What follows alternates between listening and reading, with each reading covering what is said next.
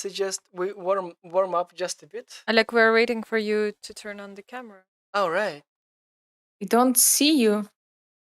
Yeah, that's by design. I need to turn on the camera. Wait, I Okay, was very nice. juggling streams. So, David, are you stressed out about figuring out how Discord works, or rather, how it doesn't work? A little bit, but that's okay. We got there. Okay, was it like too much stressful, or that's? It was a little stressful for just like I probably should have done this ahead of the interview, but I actually didn't even know it was going to be on Discord until I pulled up the calendar invite. So. Yeah, that's a common mistake. That's fine. We need to write it somewhere that you should check. I know. Yeah. Tell me what to do. Tell me what to do. I'll do it next time. Yeah, next time we should write. Please check everything in 15 minutes before the stream, so because you're not the first one who. Yeah, or even ahead of time. Just I didn't even have Discord downloaded, so I just downloaded it quick. So but I do know that we have a long interview, and I do have a call at the hour. So it's not gonna take that long. Yeah, it's not. Okay. No worries. Nothing like that fancy. It's just a chill talk, No worries. Yeah, you don't need to be very serious I'm here. Chill. Yes, that's exactly what we're expecting from you. Just chill out, just casual talk. Like with friends or something. That sounds good. Yeah. So don't worry. I like breaking stuff nearby. That's what I do. I'm juggling lots of things at the moment. So Lara, tell your story.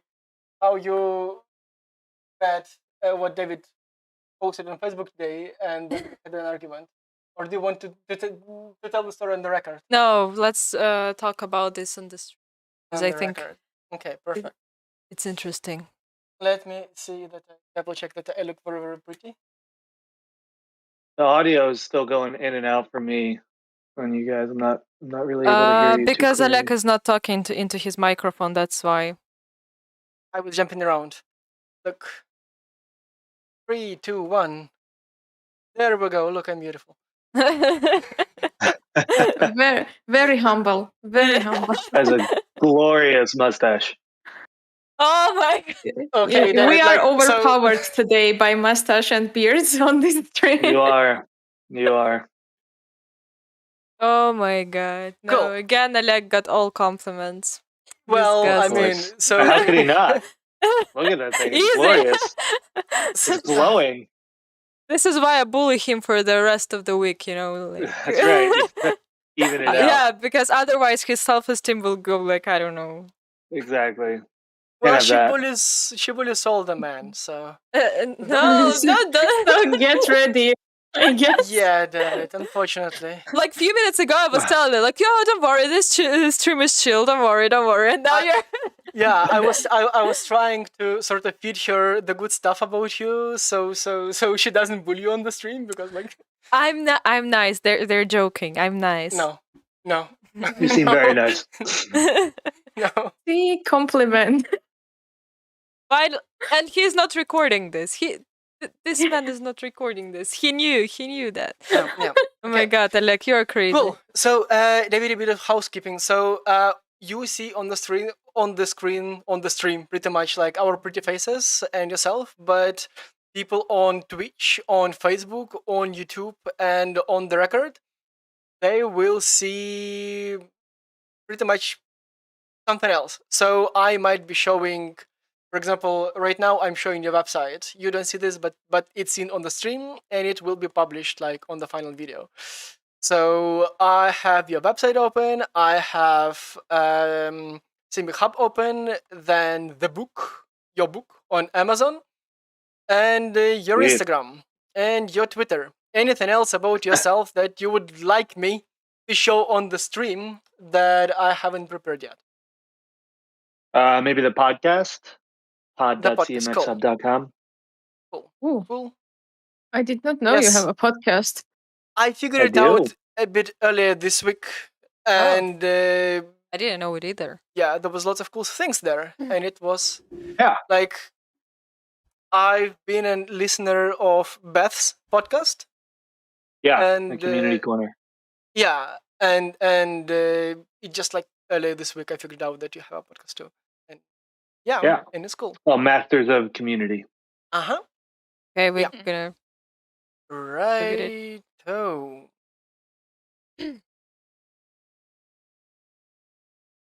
Cool. So now it's time for me to do the creepy intro, Yes, just start. then we'll do the magic. Look, people, we have a real celebrity. A person who everybody follows on Twitter and all other streams. There is Spinks here. But like my internet feed is full of people holding his book. It's like, oh, David, please like my picture of myself holding your book. And yeah, the business of belonging. So, David, how does it... Or wait, do we introduce ourselves? Yeah, or like, no, we did overshadowed? not. We need to introduce ourselves first. Overshadowed by the Diving right celebrity into it.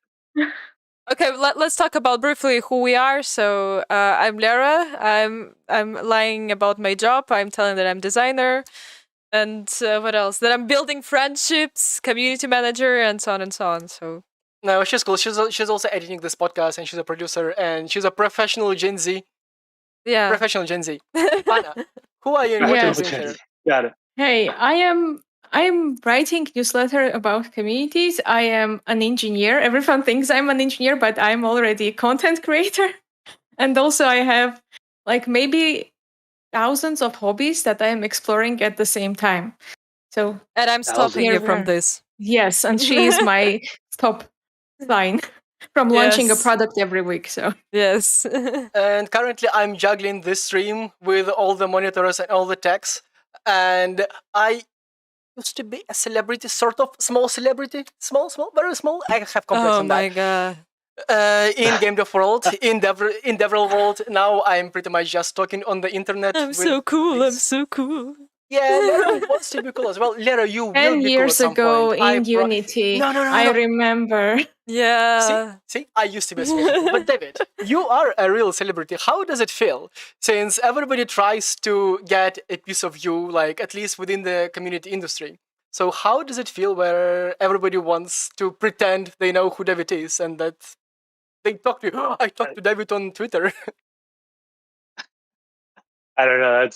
That feels weird to answer. I don't feel like a celebrity. I just feel like I've just been very active in a specific community for a very long time. So I've gotten to know a lot of people and created a lot of content and written a lot about it. So yeah, I don't know. I mean, it's really cool to just see the book out in the world. You mentioned like people posting photos with it, but that does bring me a lot of joy because it's just the book has felt like this thing that's kind of the culmination of all the things I've learned in my career. And it's the hardest thing I've ever worked on. Like writing this book was by far the hardest thing I've ever done. And then so much of the work we do in online community is on the internet. It's in a computer screen. And so to like see the physical thing that I can hold and touch and then see other people holding it and reading it, there's definitely a different vibe from that. That's really cool. And I'm really grateful for. On your Instagram, you are also holding your book. So probably that's what people do. That's how people figure out how they should interact with yourself. Exactly. This is how you hold it. That might be my only Instagram for the last like 2 years as well. So. Okay. Okay, we wanted to discuss about the posts on Facebook. We actually had a very interesting story today in the morning with Oleg. So you wrote a post, something about... what it was about, that you cannot measure community because like what was the post about? I'm putting it on the screen. I was like a second unprepared. Like, where was it? Wait a second, sorry. Yeah. It was in our community, I remember. Yeah, it was let's go see it. I'm sorry, just wait. I will cut it out. I think it was in people, right? I don't remember. I mean, like, aren't you prepared? I could probably find it. Because on your Facebook feed, you are holding your book. So I think this podcast is becoming a conversation perpetual about how to hold your book. Yeah, but at least we know how to do it perfectly. Like there are lots of references. Did you find the post that we've been talking Did about? I? No, she's speaking about me. I mean, like you didn't tell me to do this, so. Don't make it her problem. Right, poke me, poke me, poke me. Probably avocado chatter. Okay, I found it. You know. Yeah, DM it me, please. DM it. There you are. Yeah, there. Uh-huh. Oh, it was on the CMX. Okay, I found your. It's on your personal profile. That one. That's the one you're talking about, right? Yes, correct. So CMX yes, let's talk about this post a bit. So Oleg, make what we've been talking about. Make a brief conclusion. TLDR it. Yeah, TLDR it. You're asking me? I mean, I don't know what she wants me to do. Here's the, I mean, like, okay, the thing. The question is, you were talking about how that you can't perfectly measure a community, and there is no way to measure how many connections you can have inside the community, or you can't quantify it. And I think we all, like on this stream, empathize with that idea. But for me personally, and I will let Lera chime in with her thoughts, I think, yes, community can't be measured, but still you need to have some kind of metrics to at least track its growth. So I mean, you can technically measure. This is my opinion. I will just tell David. You will just tell your brilliant opinion after me. So, I think that community. You should consider this as friendship. Like you can technically measure like friendship with your friends in your company, but why would you? Like who does this? Only creepy people. This. So I think the same thing. You should consider your communities. Businesses should consider their communities. And that's the kind of fight we had with Oleg today. Yeah, you argued about this topic today. Yeah, it's a good argument. It's a good debate. Yeah, I think like it's for me. It's look, I wrote an entire book about how to measure a community and how to measure the business value of community. I think it's extremely important that we put data and numbers behind the work that we're doing, and we're able to show clearly using data what the value of community is. That said, I think there's a balance, and there's taking it too far where I don't think we want to set the expectation that you're going to be able to measure community the same way you're able to measure, let's say, like advertising or A/B testing different designs on a website. And the reality is we have been trained in the world of business over the last 20 years, thanks to like the internet and the digital age, to be able to measure everything. Yeah. We get data on everything, and everything's very fast, right? We have growth hacking, we have SEO that you expect to see results in a couple weeks. You have content marketing that has like a big burst of traffic right away. And I think companies are thinking very short term a lot of the time about how do they grow and how do they engage their customers. But community is not a short term play, it's a long term play. And I think we may do ourselves a disservice if we try to say like everything in community can be measured. Because I think exactly like looking at it like friendship, you can measure maybe the number of friends that you have. Yeah. You could maybe ask for feedback on like the but quality you of friendship. But you cannot measure impact of the friendship exactly. at the same. Right. It's like there's a Gary Vee quote from a while back that was like, "What's the ROI of your mom?" And it was like the same idea. It's like I can't measure the return having a mother, but I know that having a mother is extremely valuable and important.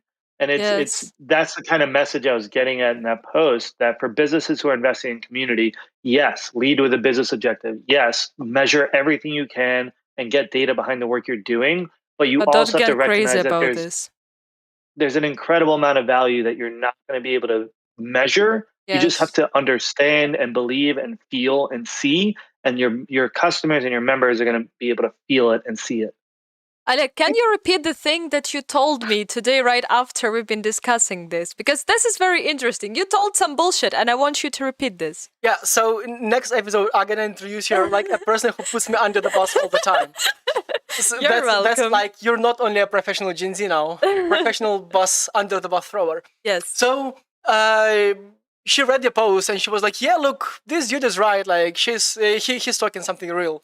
And I was like, "No, but think, measure." And the more I talk about like how important it is for businesses to measure something, the more I understand that you two are right, or maybe you three. Of course, Probably I just waited for this holds to this. phrase.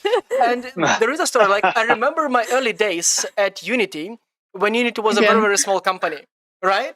And it was more like, I just remember how the product was subpar on the other products on the market, but we were community led, and people were actually buying not the product but the idea, but the community. And now there's like a company that went on the IPO and like has like, that's pretty much probably number one game engine in the market right now. And it grew from the idea, from the community. We didn't measure the community, but even today people use Unity because, well, they know other people who use Unity, and that is it. So that's how I figured out I was wrong. You shouldn't measure, you should just believe and invest in people, in connections. I- You have to do both. Like I talk about in the book the difference between market norms and social norms, which is a concept from Dan Ariely, who's a behavioral psychologist, and looks at behavioral economics. And basically, like, we all live in either market norms or social norms and how we interact with each other, right? So market norms is you're selling something and I'm buying it. You sell a service, I buy the service, or you sell a car, I buy the car. Those are market norms. They're transactional. There's a dollar value assigned to it. And then there's social norms, which is friendship, relationships. It's us doing each other a favor because we care about each other. If you were moving and you asked me for a favor to help you move, I would do it because I'm a friend, not because you're paying me, right? Maybe you buy some pizza and beer, but it's a social contract. And businesses historically have only been functioning in market norms for a while now. But the reality is, the thing that makes a lot of companies very successful is actually social norms. It's a feeling, it's a connection, it's people having an intrinsic motivation to contribute and be involved and advocate for. It's emotional, it's human. So that's kind of the point. Is like, community is a very clear illustration of both of those dynamics, where yes, we live in a business world that is transactional, and at the end of the day, the people on the board, the executives, the people making decisions in the company have to decide where to allocate funds. And if they see very clearly with data the results from marketing and sales and product, but they can't see it for community, yeah, though, they might invest in community because they believe in the social norms and the social value, but they're going to limit that investment and it's going to stay constrained. So you need the data, but you also can't only look at the data and say, like, well, this is how we're going to measure the impact and value of our community, because you just have to recognize there's an entire area of social impact, of social norms, of emotional connection that you're developing with your customers. And it turns out that's actually what can make the difference between a company being successful or not. I think there And is also one very important thing about communities that at least got me into that industry, let's say. It's privacy, because when you're thinking about like Facebook and other marketing channels, you as user you are following this specific page on Facebook, let's say, and they take your data, they take away a lot of things from you. And when you are joining the community, you at least feel some kind of safety that you're not at the mercy of the algorithm, you are not being juggled with all those data points about you, and the companies are not targeting you because they know that you have been to this specific store three months ago. But in the community, you are not just building a product together, let's say, but you are together solving a very specific problem rather than like being targeted blindly by marketing channels. I mean, I would challenge that a little bit. Like, we talk constantly about, like, boy, would it be awesome if we had better data on our community so we can better understand it and then deliver better content to people that's more relevant to them, and make sure they find the conversations and people that are most relevant to them. And what we're talking about there is an algorithm, right? We're all like optimizing for, how do we, if we're building community at scale, these online communities with hundreds of thousands of members or tens of thousands of members even, we're still looking at how do we develop technology that makes it easier to provide people with a more custom, intimate experience within those spaces. So, like, I kind of I think the point in data ownership and privacy is more that people should have control and Yeah. say over what these companies are doing with their data, and they should be able to pull out of it at any time and delete their data. A lot of the things that GDPR has created as a standard are really good things, but I don't fully buy into the idea that like a company having your data is inherently evil, because I think like as community builders, we all want to use data to make the experience better for our members. And not evil, but maybe less invasive. Let's not call it evil. Not evil for sure. Sure, invasive, but you're also like on the Facebook platform. If it then it's like invading you in other places, and you're getting ads in other places, which is something that happens as well. I mean, yeah, it's we're living in like a weird world where you say something and then you see an ad for it Yeah. a day later, Yeah. and Instagram there's a users lot of apparently work to be here. done. Yeah, I mean, there's a lot of work to be done, I think, to have more standards around how companies can use that data and it's used to target you and influence. Then you get into influencing your opinions and politics, and everyone, And yeah. saw how Facebook could impact, presidential elections and people's opinions on matters and the spread of disinformation. So, I think like we're all working towards this goal of creating this like perfect system of people.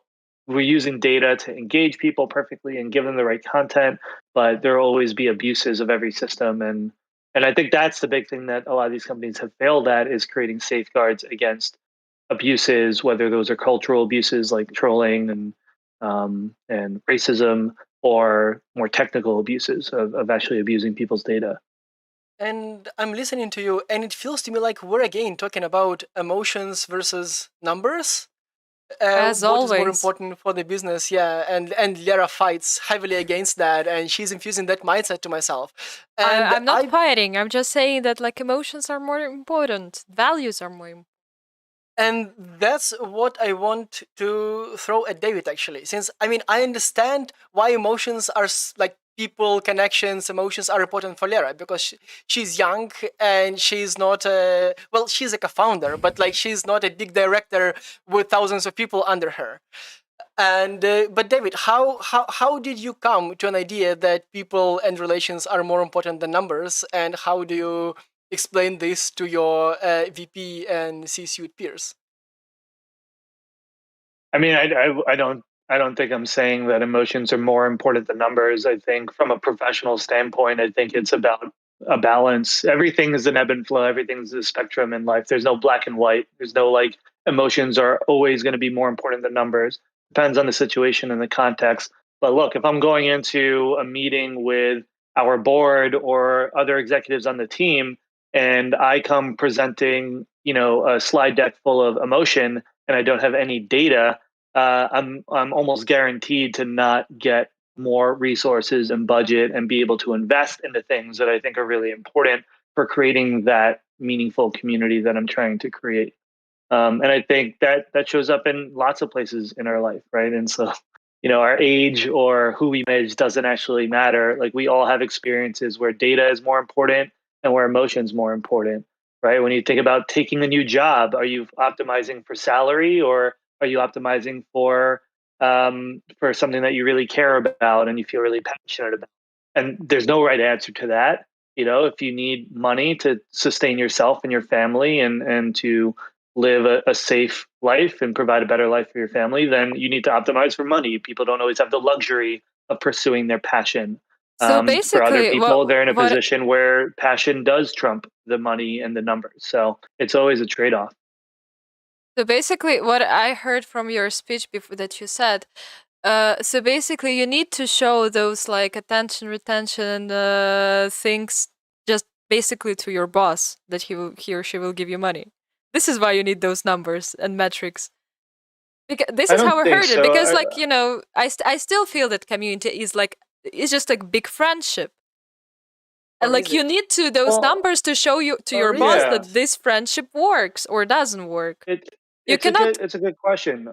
I don't think that's true, because we also use numbers to hold ourselves accountable and feel like we know we're on the right track. Because only feeling something can take you so far. But if I feel like the community is doing well, but the numbers are showing that engagement is dropping, or people are joining and then 2 weeks later they're disappearing from the community, our stickiness is dropping. Like, the numbers can actually show you a lot of things as well. So Okay, so I don't think it's what either is or. engagement It's then? having both as part of the story. What is engagement? What are you counting as a business as engagement? Because, for example, would it be the same if I'm just coming and lurking? Would it be the same if I'm like participating, or like if I'm buying? It's only counts. What exactly is engagement? Like, what is important for businesses? Yeah, engagement's one of those bullshit broad terms that people throw around. Yeah, this But you is. can break it down in a lot of different ways. So, at CMX, we look at stickiness. So we look at daily active users over monthly active users. So dividing how many people show up in one day divided by how many people show up in a month. And that gives you a good idea of how sticky your community is. That's a stickiness score. We look at total active users. So how many people have posted, commented, or liked over the last 30 days. And we also Okay. complement all of that with surveys. So we get qualitative feedback as well to understand if people are getting value out of the community and if they feel safe and welcome in the community. Okay, so imagine like, will I bring the same value if I'm coming and texting every day, or like if I'm coming once a month and like I don't know buying some product? Is it the same value for the community, for the business, or is different? How do you count this? Because like Or, it's a bit, it's yeah, so this is a really good question. And I think this is a big area for growth for our industry, for community builders, is to be able to start to break down engagement more specifically, and then be able to tie back different forms or levels of engagement to business impact. Because someone who joins a community and just lurks for 6 months is obviously not going to be as engaged, and most likely not going to be as valuable to the business. There's a less chance that they're going to convert into a user or customer or whatever your metric is, than someone who has attended 3 events, who's posted once a week, who's engaged and commented on other people's questions. So drilling down into how different levels and formats of engagement correlates or drives actual business value, I think is a big opportunity for people who work in this space today. Which I hear is like we have to optimize our communities for all of this. And from my best understanding, that's what you call community ops. And that's what your latest podcast episode is about, David, right? That's right. Yeah. Yeah. And Yeah. there The is a community tweet operations post. is yeah, go ahead. You tweeted that 12 months from now, every enterprise community team will have at least one community operations pro, and Yeah. that's what the latest episode is about. And can you talk a bit more about that? Since community ops is hot, like everything in community is hot, but community ops Yeah. is hot even within the community professionals industry. So Yeah. what's cool about that? Yeah. It's like niche hot. It's like hot to people who already think community is hot. I'm thrilled about the growth of community operations, because if you look at most people who have gotten into community, a lot of the time they are in it because they really like engaging with people and hosting events and facilitating discussions.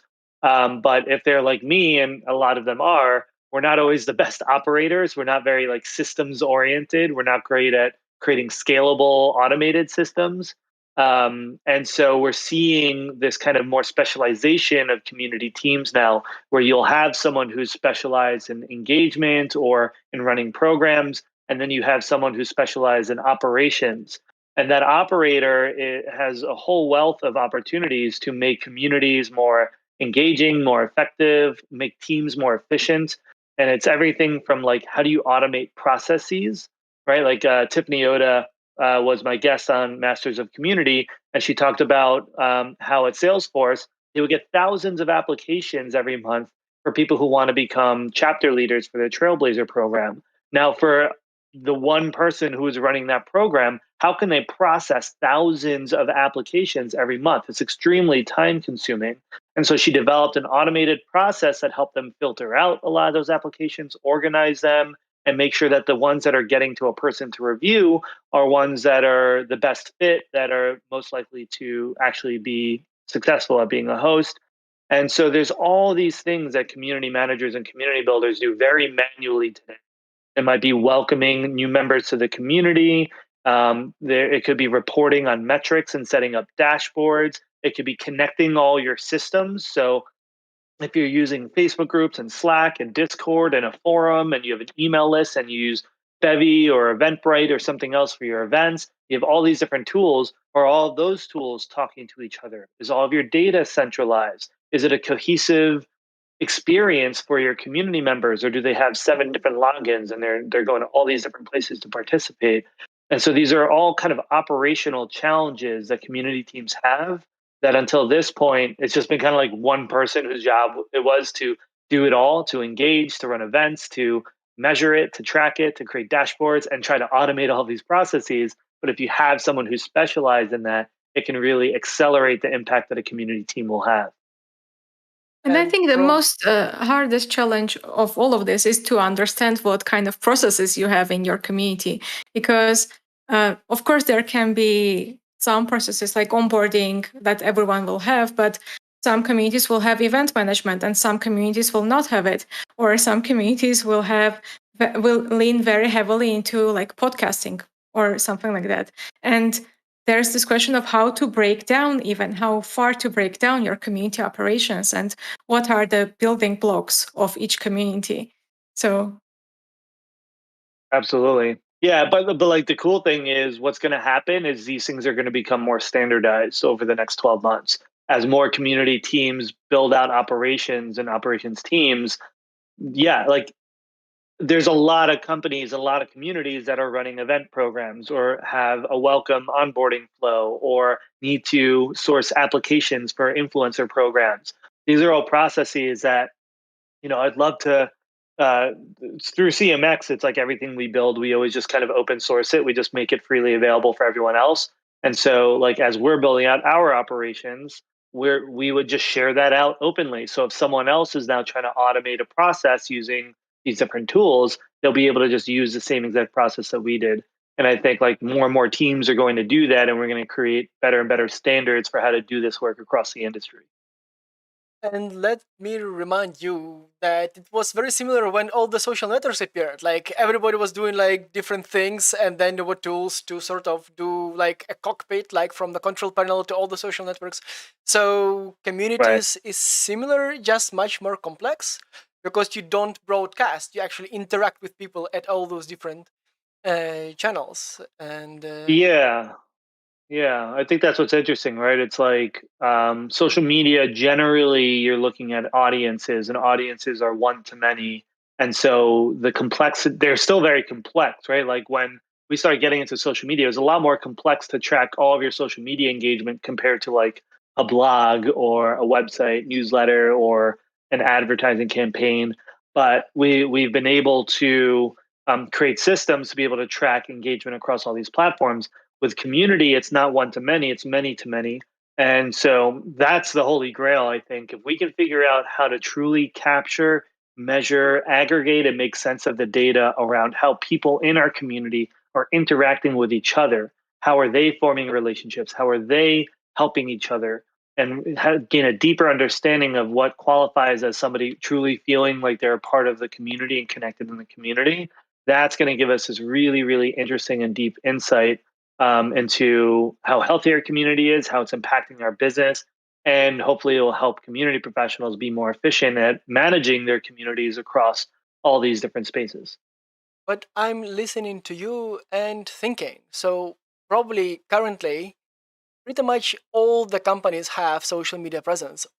Pretty much every business has like some sort of media presence. How do these businesses figure out that it's time to convert their followers, their audience into a community? How do they know when it's time to start a community for them? What is your thinking when you talk to businesses about it? I think you could do it anytime. I think what's important is that you know why you're doing it. I think the right time is when you have a clear objective that you're like, okay, we want to improve our customer support program. Great. How can we take a community driven approach to achieving that outcome? That's a good time to launch that support community. Or we really want to grow and we believe a community chapter program or an ambassador program could be really effective. Great. That's a great time to launch that program. Or if you're a very early stage startup, you might say, like, we are still looking for product market fit, and we really want to stay close to our customers and make them feel involved in this process of building our product and learn a lot very quickly. And so we're going to just set up something simple like a Slack group or Discord or a message board, or it could be like a focus group or like an advisory council, and you're going to launch that at the earliest stage of your business because it's an opportunity to bring people together to help you find product market fit.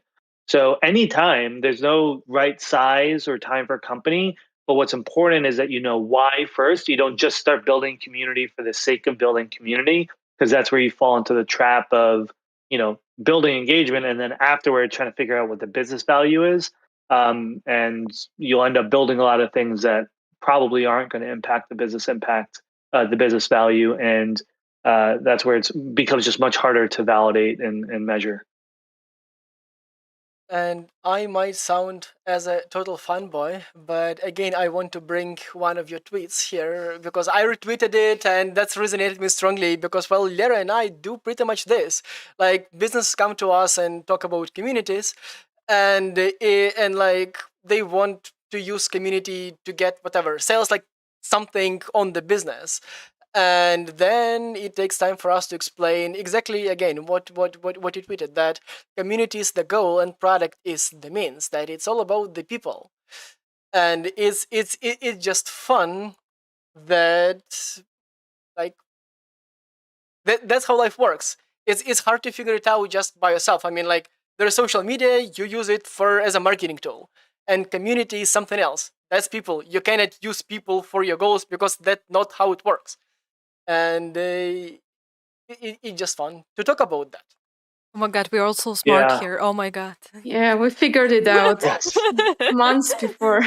I mean, if there's anything I've learned from like writing the book and doing all this work is just how much we don't know, and there's no right answer. And like I ebb and flow. Like I said, I wrote this whole book about the business of belonging, and I think right now I'm just like feeling in a phase of kind of that flow back to like, yeah, but like, why are we building a business, right? We don't build a product just for the sake of people using the product. We build a product because it helps people do something, and do something usually has something to do with community, right? Like, every product is just helping us live better lives, be more collaborative, create for each other, build tools and solve problems for each other. And so that tweet was just kind of thinking on, it's more of like a philosophical way of thinking about building community and flipping the mindset from how do we build a community in order to get people to use our product more, into thinking about how can our product be a means for community.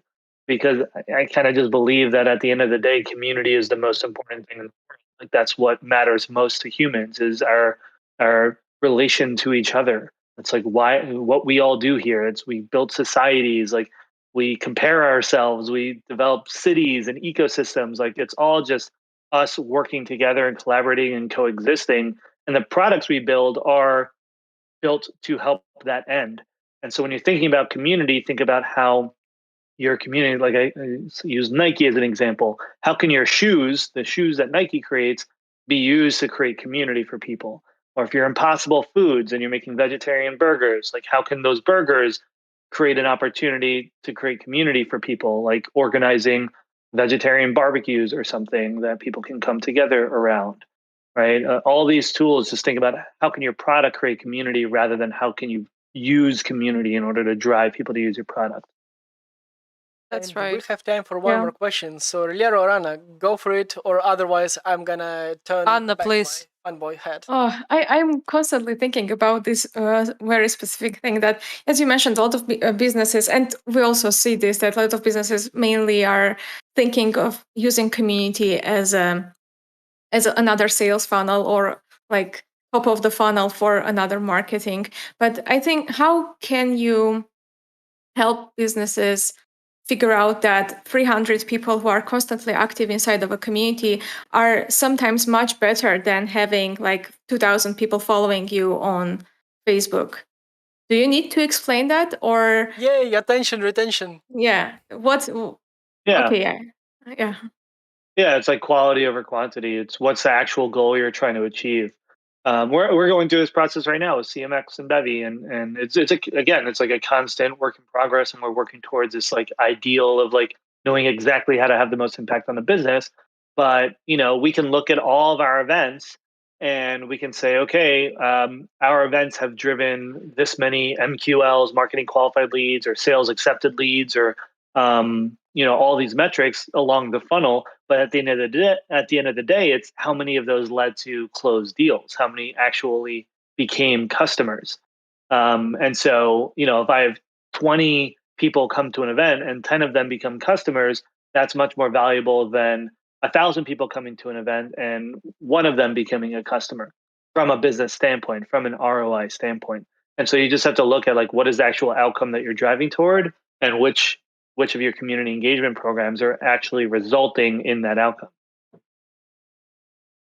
And we still have a few more minutes, so let's put it this way, David. Like, when you don't talk, or when people don't ask you about communities, attention, retention, numbers, KPIs, and stuff, what do you talk about?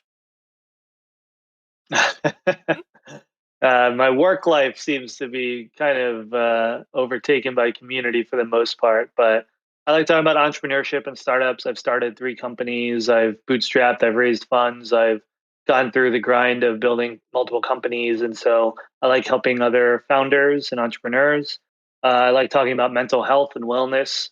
Certainly been on my own journey with um, focusing on mental health and taking care of myself through the ambitious work of building community and companies. And then I hang out with friends and we don't talk about tech or community at all. We just talk about basketball. And I have a Yeah, 10-month can old at relate. home, and my good friends are all having babies now, so we're talking a lot about babies these days. A lot of baby talk. Well, so you're gonna pop up on podcasts about babies soon, I guess, and then, well, that's gonna go. Maybe. I mean, like I'm sure for all of you as well, like us community builders, every like new phase of our life, new challenges come up, and we always think about like, oh, there's an opportunity here to build community or How to to finance community Yeah. build a product. ideas! So Yes. I'm like, yeah, maybe we should start a community for community managers who are parents, because there's like a Yeah. unique set of challenges around that. Or Monetize everything. Yes, Monetize yes. everything. This is why That's Alec had an idea to build communitize everything. Yes, he even wanted to build a community out of my ex-boyfriends. So like we are yeah, crazy. but like, she has a lot, and we can monetize them. Like they're like it's a very good idea. I Like, promise. what, like merch with like broken No, heart? no, no. Like, what if we put her boyfriends to a paid community where they have to pay to exit it? Paid community. Yeah, but like you pay to exit, not to enter, because That sounds like the Saw, the screenplay of the Saw, the movie to me. because I mean, but it's such a good idea. Think about it. Think about it. Yes. Good. When we start talking about my beard or her ex-boyfriends, it's usually time to It's end the time stream. to end. Yeah. Do it, Lara. That's the Yeah. sign. Yeah. Yeah. Thank you very much. Well, it's a sign That of a was good very co-host. interesting.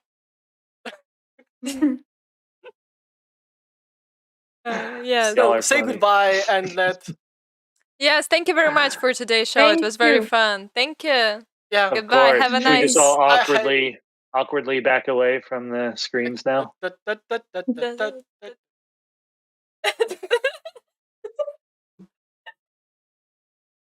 Oh, Can we get back I'm on an that old yet? person. My That's how you background. should end all of your shows.